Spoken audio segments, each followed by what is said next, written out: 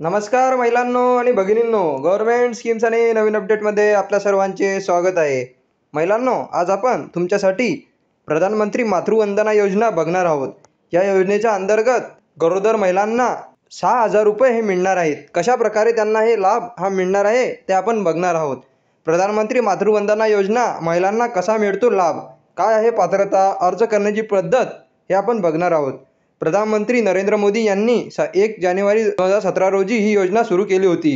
प्रधानमंत्री मातृवंदना योजना अंतर्गत गरोदर महिला आणि मातांना 5,000 रुपयांची आर्थिक मदत दिली जाते. प्रधानमंत्री मातृवंदना योजना ही केंद्र सरकारची योजना आहे, जी महिला आणि बाल विकास मंत्रालय व समाज कल्याण विभागामार्फत राबवली जाते. तर महिलांना हे 2 हप्त्यांमध्ये ही मदत दिली जाते. जर पात्र महिला जननी सुरक्षा योजनेअंतर्गत लाभार्थी असेल तर तिला अतिरिक्त 1,000 रुपये म्हणजेच एकूण 6,000 रुपये दिले जातात. जवळच्या अंगणवाडी केंद्र किंवा आरोग्य केंद्राला भेट देऊन या योजनेचा लाभ घेऊ शकतात. लाभार्थीला ही रक्कम थेट त्यांच्या बँक खात्यात टाकली जाते. कशी मिळते योजनेचे लाभ? योजनेअंतर्गत लाभार्थी महिलेला 5,000 रुपये दिले जातात, जे हप्त्यानुसार दिले जातात. तसेच जननी सुरक्षा अंतर्गत पात्र महिलेला 1,000 रुपये अतिरिक्त रक्कम म्हणजेच एकूण 6,000 रुपये या महिलेला दिले जातात. प्रधानमंत्री मातृवंदना योजना अंतर्गत दिले जाणारे काही रक्कम आपण खालीलप्रमाणे थोडंसं बघणार आहोत. पहिला टप्पा, अंगणवाडी केंद्रात किंवा आरोग्य सुविधेद्वारे गर्भधारणेची नोंदणी करण्यासाठी 1,000 रुपयाची आर्थिक मदत दिली जाते. दुसरा हप्ता, गर्भधारणेच्या 6 महिन्यानंतर 2,000 रुपयांचा दुसरा हप्ता दिला जातो.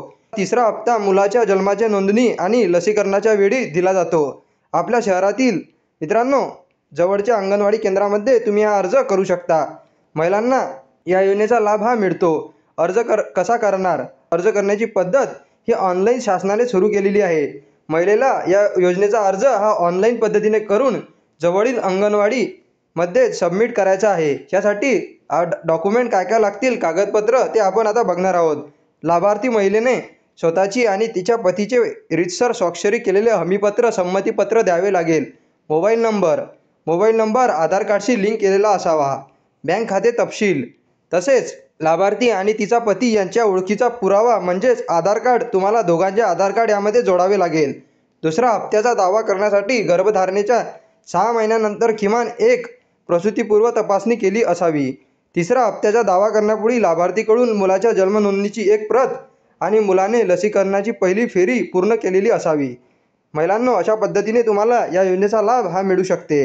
तुम्ही या योजनेचा अर्ज ऑनलाईन पद्धतीने करू शकता. अगदी सोप्या पद्धतीने तुम्हाला शासनाच्या वेबसाईटवरती अर्ज करता येतो. wcd.nic.in या महिला आणि बाल विकास मंत्रालयाच्या अधिकृत वेबसाईटला भेट देऊन फॉर्म तुम्हाला डाउनलोड करता येऊ शकतो. अशा पद्धतीने महिलांना या योजनेचा लाभ घेता येईल. जे कोणी गरजू या योजनेमध्ये पात्र असेल त्यांनी लवकर योजनेचा लाभ घ्या. आणि योजना चालू आहे.